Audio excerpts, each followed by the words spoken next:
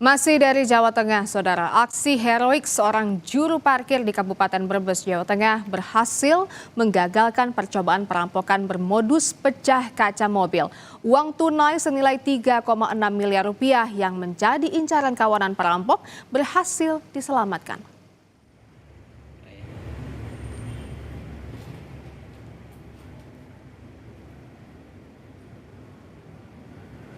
Peristiwa itu terjadi saat korban memarkir kendaraannya di kawasan perbankan, Saudara.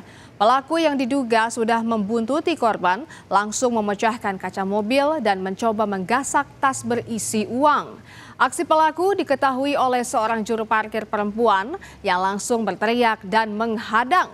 Panik karena menjadi perhatian warga, pelaku akhirnya meninggalkan barang jarahan dan melarikan diri. Polisi kini mencari pelaku dan mengimbau kepada warga agar tidak membawa uang tunai dalam jumlah besar tanpa pengawalan petugas.